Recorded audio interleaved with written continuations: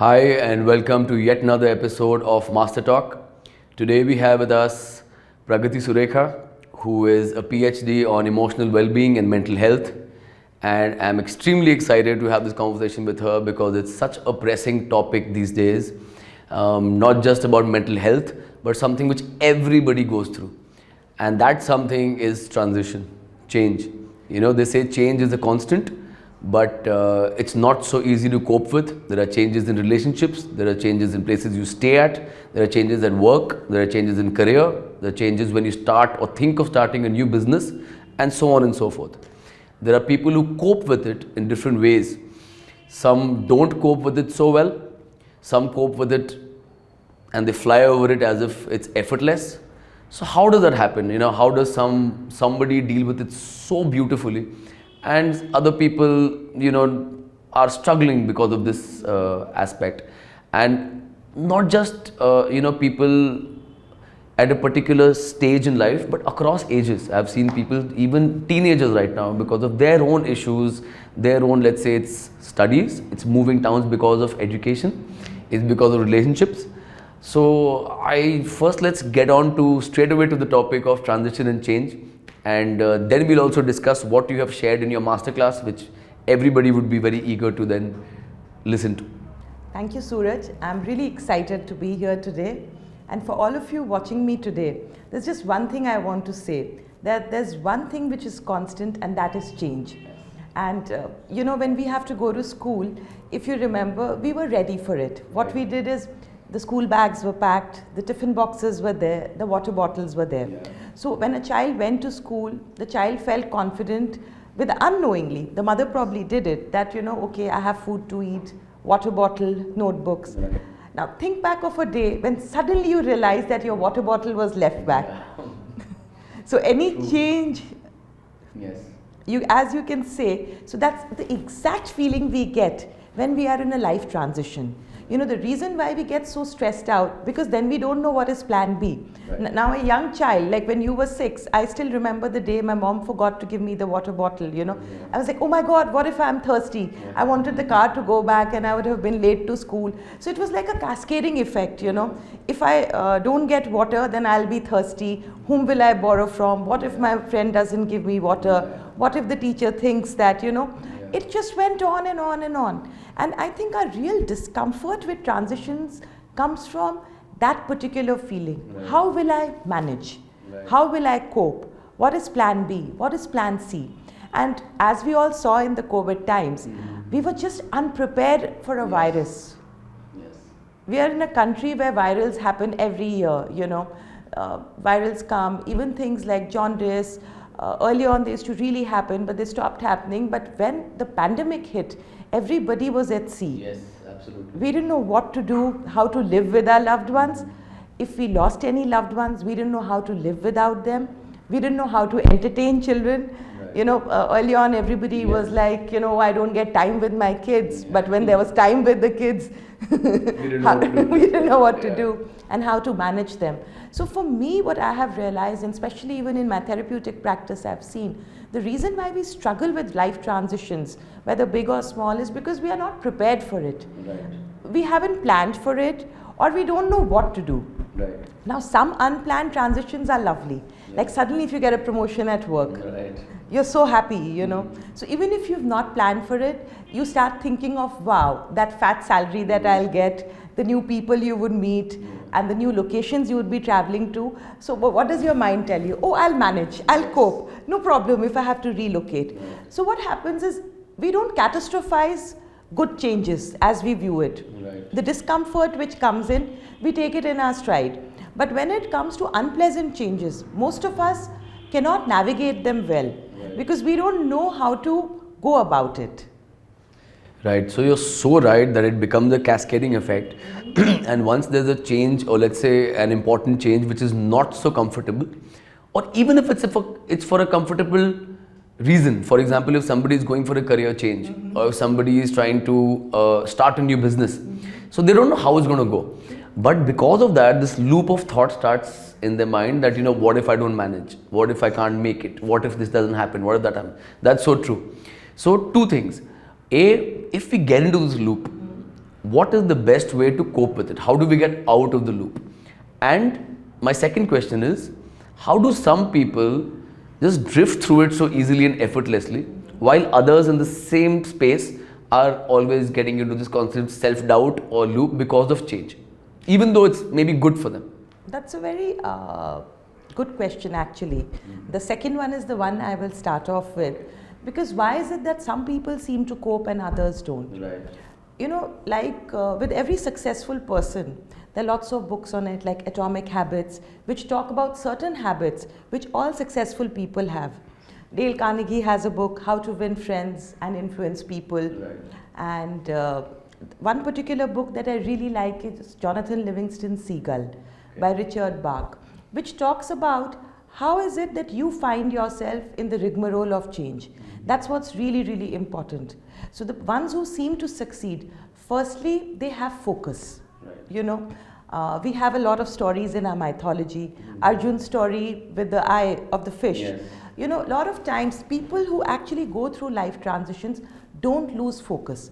For example, if you've transitioned into a new job, you know you are transitioning because you want a better leadership position, you feel you've earned it, and strategically it will be good for your career and your goals. Right. If you've moved to a new home, in spite of the different switches, the different cabinets, and a different route that you take back from work, you know that it's probably going to improve your lifestyle. It's easier for you to navigate a lot of your needs that were not getting met in your old house. So you don't lose focus of what made you transition in the first place. Right. Focus is very important. Second is consistency. Consistency in efforts. You know, like whenever there is a change, like again I go back to very simple early childhood experiences.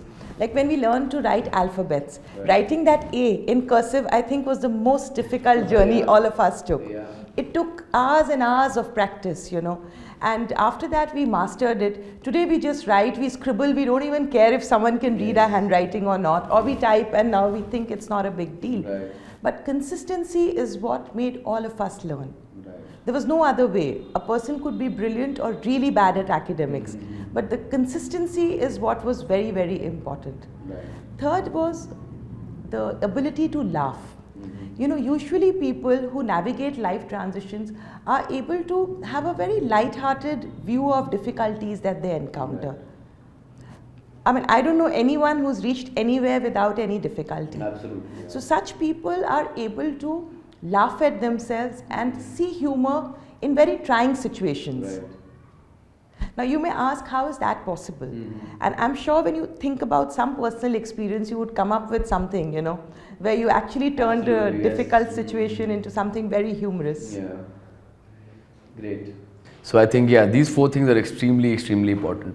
So what about the first part of the question?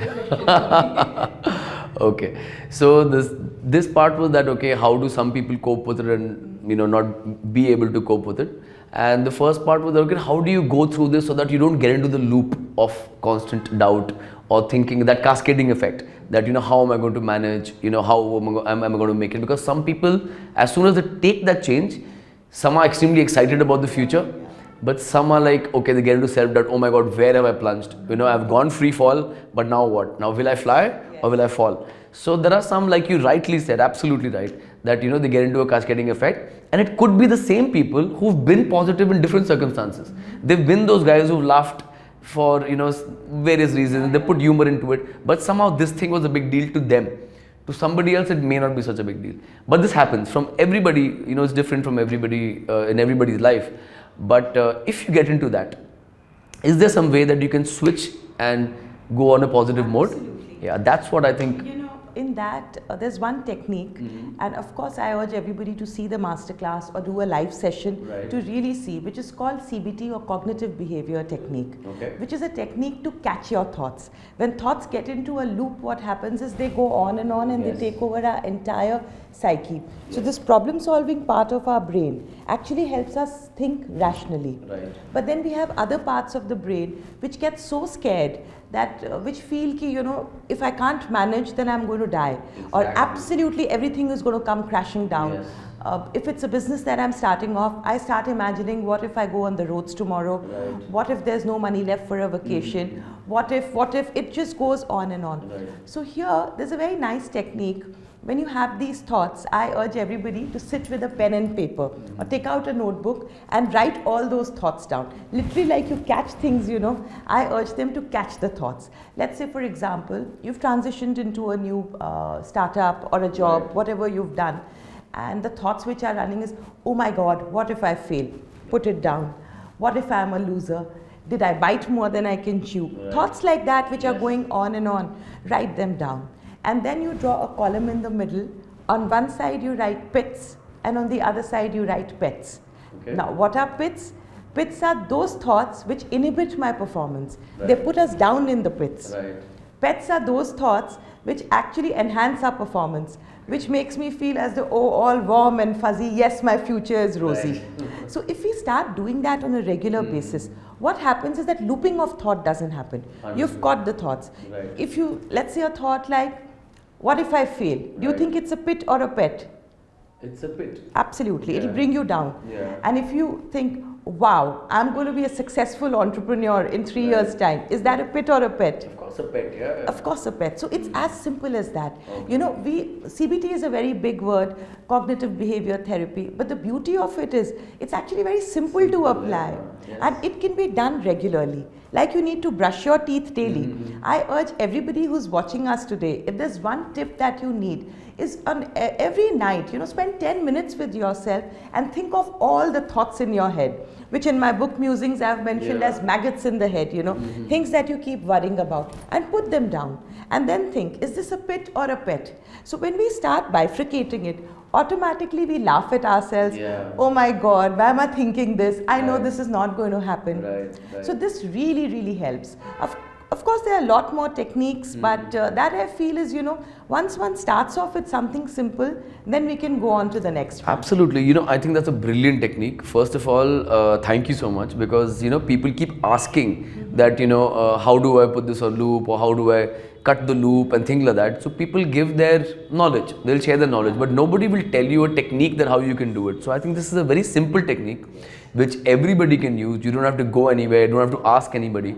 So let me ask you a little bit more on this technique, CBT technique, because I think that will help a lot of people. Yes. So once you write these thoughts, let's say under pits and pets, so then what? Do you cancel out the pits and say, okay, this, I don't want to get into these thoughts anymore, it's useless? Or that's just for awareness, that okay, this is what I'm thinking which is putting me down, and this is what I'm thinking which is putting me up, so automatically, subconsciously you won't maybe think of the pits. Is that it, or what? See, it's a bit like writing ABCs. Right. That's the basis. But then you can keep building up on it. Now, Okay. for example, again, I do this in my full day workshop.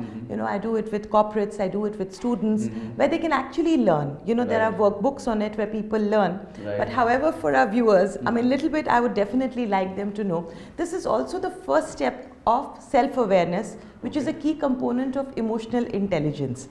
So we all have an innate emotional intelligence which helps us navigate situations. What that means is I can accept all my emotions, but I don't feel destabilized by it. Right. Why I talk of emotional intelligence is because it's that one key ingredient which guarantees your success at work and academics. Right. Early on there used to be a lot of stress on IQ. Yes. And people felt, oh, I don't have the IQ, so I won't study X subject, or I'll study Y subject. But now what experts are finding, that the best employers as well as employees, and the ones who make the bottom lines healthy, are the ones who actually have good emotional intelligence. So basically where they can manage all their emotions, where they can handle their emotions. Now, of course, as we've seen, pits bring us down, and we have emotions like shame, fear, we have anger also. Why is this happening with me? Right. Pets are the ones which give us joy, which give us happiness. So we feel only pets are good. Right. Now again, I feel sometimes pets are very useful. Right. From self-awareness, where we go to the second step, which is of self-motivation. Right. What will motivate me to turn those pits into pets? Yes. Now what is a diamond? Carbon under pressure. Absolutely. So those pits are your carbon blocks that you Yes. can actually turn into diamonds. Awesome. That's such an amazing example. And I think navigating through change and through transition is the key, let's say, skill set that most of us want to learn. And I think that's one of the prime things that you are teaching in your masterclass. Absolutely. And not just for people in the workforce, for people from any age, across barriers and across any kind of stage in life, everybody has to know how to deal with change. And very rightly said, because we have several ventures, we have so many people who are employed with us, big teams, but we see that even people with very high IQs, when they are going through a change or going through an emotional, let's say, a distress in time, their performance is completely low, and you can't blame them, because you know that they're going through something, but they're not being able to cope with it. So very rightly said, yes, people who perhaps have a higher EQ and who can deal with situations definitely would have a better success rate. And I would like to add on to that.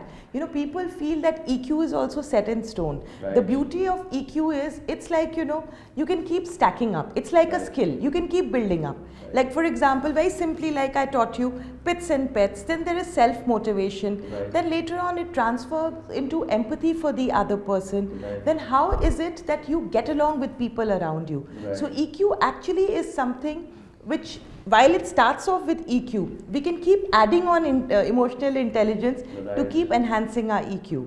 Right. And that's the reason, thank you for mentioning that I've done my PhD in emotional well-being, because what I learned with my training is, one is academics, one is theory, but how can any person apply it? Like, for example, when we watch TV, all of us see it, irrespective of what our academic prowess is. We don't judge ourselves, right? Right. When we watch TV, we Right. just switch it on Right. and we are very confident Right. that we'll find something that entertains us. Right. We don't even judge ourselves if there's a child at home who wants to watch Peppa Pig. Yes. There's a teenager probably who's watching Percy Jackson, Yeah. and there's somebody who's watching Satsang if they're elderly Right. there. We just put what we want to, whether it's Money Heist, Yeah. whether it's Minx, whatever gets our fancy, we do it. So with emotional intelligence, the beauty is we are able to accept all our emotions and pick and choose how is it that we want to respond in particular situations. Absolutely. So the main thing what even I've learned in so many books is that your response is so important. Stop reacting and respond. So what most of us do is we just react to situations or we react to things told to us. But I think the response and practicing the pause is so important, and I guess that comes from a higher EQ. Now, very strangely, this takes me to a completely different aspect altogether, which I'm very curious about. So today we all talk about manifestation. We all talk about spirituality in terms of getting what you're manifesting, higher vibrations in life. So let's say today I am in a great mood and I'm at high vibrations, I'm manifesting things and I'm positive and everything. And it actually works. I've seen it work. I've seen it work for other people. I've read about it. There's a science in it that the more positive you are, you're at a higher vibration. Suddenly a change happens and boom, your entire vibration goes down. What you're thinking is gone haywire. What they say is that you have to be consistent, like you rightly said, even when somebody is really manifesting a better life, or let's say manifesting something for themselves, going for a higher vibration. But whenever there's a change, this complete setup can crash. So, and then the switch is very important. So, do you have any thoughts on that from this perspective? I think it's very nice, while there have been a lot of scientific studies on mindfulness, and these days you have proper tests also, scientific ones like mindfulness assessment scales. We have the Buddhist monks who literally, whose brains have been mapped, and people are trying to do that. What you rightly said, sometimes there's just no excuse. We crumble, And at that time, I think what is really needed is self-compassion. There's one book which actually has helped me every time I have been in a transition that I'm unable to cope with. Like when my grandmother died, there was nothing which made me feel better. So there was this one book that I read. If life is a lesson, these are the rules. If life is a game, these are the rules. By Dr. Cherry Scott. So she talks about the concept of certain lessons that we have come to learn as human beings.